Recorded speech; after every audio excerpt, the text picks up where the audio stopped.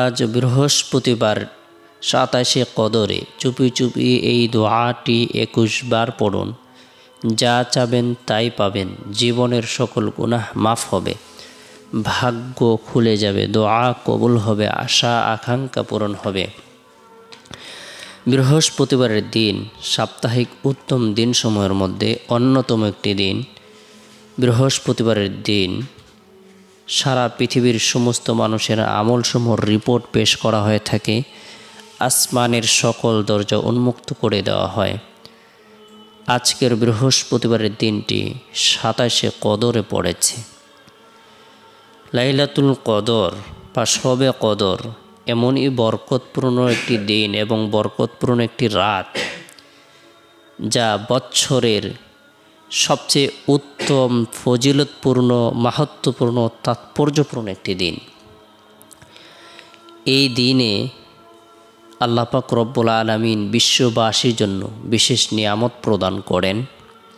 বিশেষ করে লাইলাতুল কদরের যে রাত রয়েছে, এই রাত হলো 1000 মাস থেকে উত্তম। অর্থাৎ 1000 মাস ইবাদত বন্দেগী করলে যে পরিমাণ নেকি হবে, আল্লাহ তাআলা সেই পরিমাণ নেকি প্রদান করবেন, সওয়াব প্রদান করবেন। লাইলাতুল কদর এটি এমনই রাত যে রাতে আল্লাহ তাআলা কোরআন অবতীর্ণ করেছেন। লাইলাতুল কদর এমন রাত যে রাতে হযরত জিবরাইল আলাইহিস সালাম ফেরেশতাদের একটি দল নিয়ে জমিনে অবতরণ করেন। সারা পৃথিবীর সমস্ত মানুষের দোয়ার সাথে আমিন বলেন, আল্লাহ তাআলা তাদের দোয়াকে কবুল করেন। হাদিস শরীফে আল্লাহ রাসূল সাল্লাল্লাহু আলাইহি সাল্লাম ইরশাদ করেছেন, ইযা কানা লাইলাতুল কদরি নাযালা জিবরাইল আলাইহিস সালাম ফি কাবকাবাতিন মিনাল মালাইকাতি ইউসাল্লুনা আলা কুল্লি আবদিন কাইমিন আও কাঈদিন ইয়াযকুরুল্লাহ আযজা ওয়া জাল। রাসূল করিম সাল্লাল্লাহু আলাইহি সাল্লাম ইরশাদ করেন, লাইলাতুল কদর উপস্থিত হলে হযরত জিবরাইল আলাইহিস সালাম একদল ফেরেশতা সহ পৃথিবীতে নেমে আসেন এবং এ রাতে যে ব্যক্তি দাঁড়িয়ে কিংবা বসে আল্লাহর জিকিরে মশগুল থাকে তাদের জন্য দোয়া করতে থাকেন। সুবহানাল্লাহ।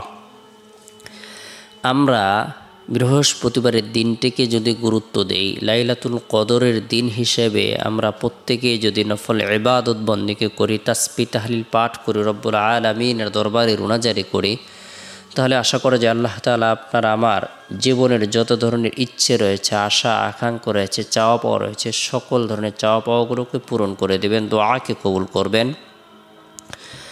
বরকতপূর্ণ এই দিনে আমরা প্রত্যেকেই ফজরের নামাজের পর সুবহানাল্লাহ, আলহামদুলিল্লাহ, লা ইলাহা ইল্লাল্লাহ, আল্লাহু আকবার এই তাসবিহ তাহলিল তাকবীর পাঠ করব। আল্লাহর পবিত্রতা বর্ণনা করব, আল্লাহর প্রশংসা বর্ণনা করব, আল্লাহর বরত্বকে স্বীকার করব। এরপরে বৃহস্পতিবারের দিন জোহরের নামাজ সম্পূর্ণ করার পর গুরুত্ব সহকারে ইস্তিগফারের আমল করব। আস্তাগফিরুল্লাহ রাব্বি মিন কুল্লি যামবি ওয়া আতুবু ইলাইহি, আস্তাগফিরুল্লাহ রাব্বি মিন কুল্লি যামবি ওয়া আতুবু ইলাইহি। যে ব্যক্তি এই ইস্তিগফারের আমল করবে, আল্লাহ তাআলা তার ধারণার বাইরে রিজিক যে ব্যক্তি এই ইস্তিগফারের আমল করবে, আল্লাহ তাআলা তার ধারণার বাইরে রিজিক প্রদান করবেন। হায়াতের মধ্যে, রিজিকের মধ্যে, শারীরিক সুস্থতার মধ্যে বরকত প্রদান করবেন। জীবনের সকল গুনাহকে মাফ করে দিবেন। এরপরে বৃহস্পতিবারের দিন ইফতারের পূর্ব মুহূর্তে আল্লাহ পাক রব্বুল আলামিনের দরবারে নিজের যত ধরনের প্রয়োজন রয়েছে, হাজত রয়েছে, দুনিয়া এবং আখিরাতের সফলতার উদ্দেশ্যে কোরআনে বর্ণিত এই দোয়াটি চুপি চুপি 21 বার আমল করব। রব্বানা আতিনা ফিদ দুনিয়া হাসানা ওয়া ফিল আখিরাতি হাসানা ওয়া কিনা আযাবান নার। হে আমাদের পালনকর্তা, তুমি দুনিয়াতেও আমাদেরকে কল্যাণ দান করো এবং আখিরাতেও কল্যাণ দান করো এবং তুমি দোজখের আযাব থেকে আমাদেরকে রক্ষা করো। সুবহানাল্লাহ। সূরা বাকারা আয়াত নং 201।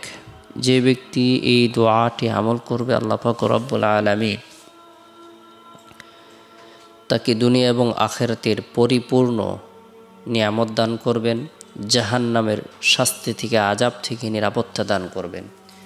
ইফতারের পূর্ব মুহূর্তে এই দোয়াটি আমল করব, হাত উত্তোলন করে রব্বুল আলামিনের দরবারে নিজের জন্য দোয়া করব, পরিবার পরিজনদের জন্য দোয়া করব, সারা পৃথিবীর সমস্ত উম্মতে মুহাম্মদের জন্য দোয়া করব। আল্লাহ তাআলা রোজাদার ব্যক্তির দোয়া ইফতারের পূর্ব মুহূর্তে কবুল করেন। আল্লাহ তাআলা আমাদের সকলকে বোঝার আমল করার তৌফিক দান করুক। সকলে ভালো থাকুন, সুস্থ থাকুন, সকল সুস্বাস্থ্য কামনা করে শেষ করছি। আসসালামু আলাইকুম ওয়া রাহমাতুল্লাহ।